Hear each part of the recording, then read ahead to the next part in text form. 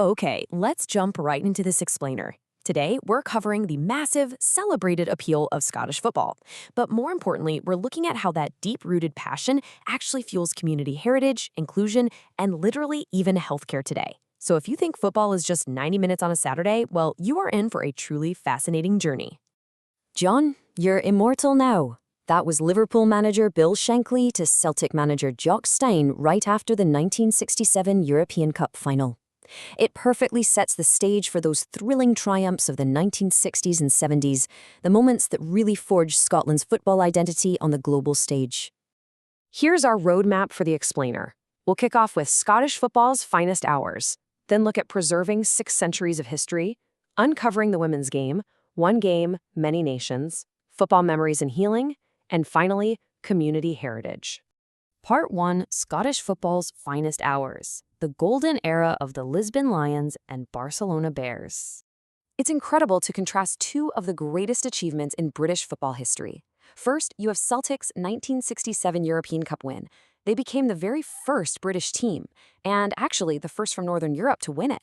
And they did it by championing this bold, attacking play style that completely dismantled Inter Milan's famous defensive catenaccio tactics.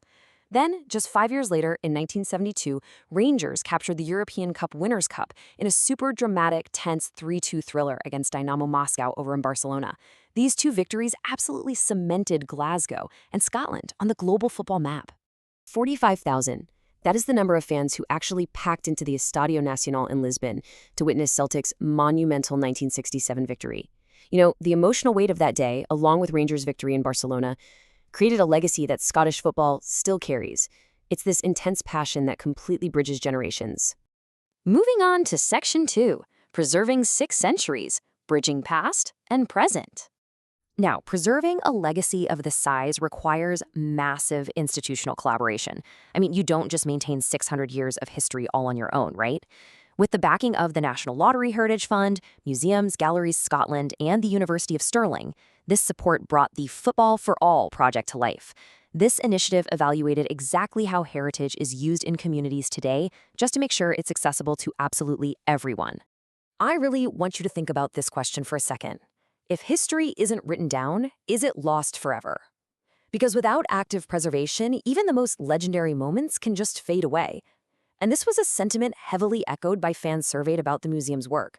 They emphasized that preserving the national game is vital because it gets passed down from generation to generation. It is quite literally part of the social fabric. To put the massive scope of this heritage into perspective, we're talking about a 600-year timeline. It goes way back to the earliest recorded origins in 1424, right up to defining modern milestones. We've got the 1872 formation of the Scottish Football Association and the first men's international match, those European glories of the 60s and 70s we just talked about, and importantly 1972, which marked the very first women's international match. Which brings us to Section 3. Uncovering the women's game, the History Makers exhibition. The women's game faced immense systemic hurdles. Get this, for 50 years, women's football was effectively banned in Scotland. But in 1972, pioneers pushed through to play the inaugural women's match at Ravenscraig Stadium. Crazy enough, it took until 2022 for the SFA to retrospectively award official caps to players from 1972 all the way to 1997. The museum's History Makers exhibition captured all of this beautifully, and they even hosted a reenactment match by the Scottish School's under-15 girls team to honor those early trailblazers. As part of the exhibition, the conserved 1872 men's shirt badge, which is the only surviving one of its kind, is juxtaposed directly with the stories of those 1972 women pioneers. By displaying these artifacts side by side, the museum gives proper parity to these intertwined histories. It really highlights that stark century-long gap in recognized international play, while celebrating the pioneers of both eras on absolutely equal footing. And the real impact here is intergenerational. Listen to this quote from the under-15 Scotland girls captain. She said, "The 50 years in which women's football was effectively banned sadly set the women's game back. However, I am excited to be involved at a time when it's getting more investment and better exposure." It shows young players today are directly inspired by meeting the trailblazers of 72. They get the history, and they're motivated to carry the torch forward. All right, Section 4, One Game, Many Nations, Celebrating Diversity in Scottish Football. This exhibition centers on a brilliant photographic collection by Alan Campbell. It features 20 stunning images of ethnic minority players across 15 professional men's clubs and several women's clubs in Scotland. These live-action shots vividly highlight the ethnic diversity present in the Scottish senior club game today, capturing the dynamic energy of both male and female athletes. The biggest takeaway here is that this wasn't just art on a wall. It actively promoted anti-racism initiatives. Timed with Black History Month 2023, it reached an estimated 25,000 visitors at Hampden Stadium. It partnered proudly with the Show Racism the Red Card campaign. And, amazingly, it evolved into a learning through football educational workshop, giving schools a digital resource to teach kids about equality and inclusion through sports. Section 5. Football Memories and Healing. The Health Impact of Heritage.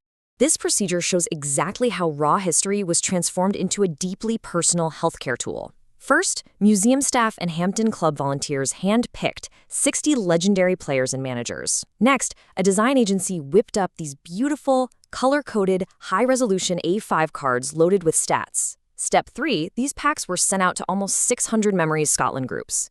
And finally, local groups use these cards to trigger memories and spark conversations, especially to help older folks living with dementia or facing social isolation. Now notice the deliberate choice of the 1960 to 1990 era here. By updating the old packs to this specific time frame, they perfectly match the generational knowledge of today's dementia patients.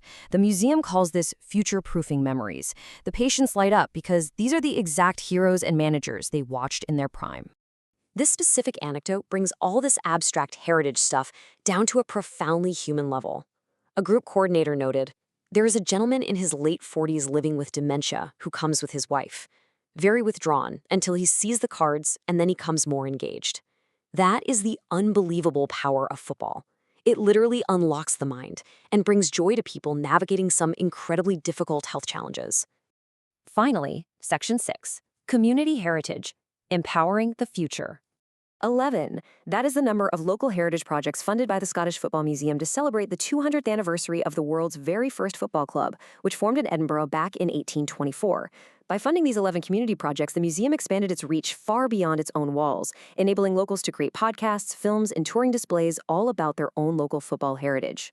So, to quickly summarize what we've covered today, we connected the legendary, high-stakes passion of the 1967 and 1972 European victories directly to modern preservation.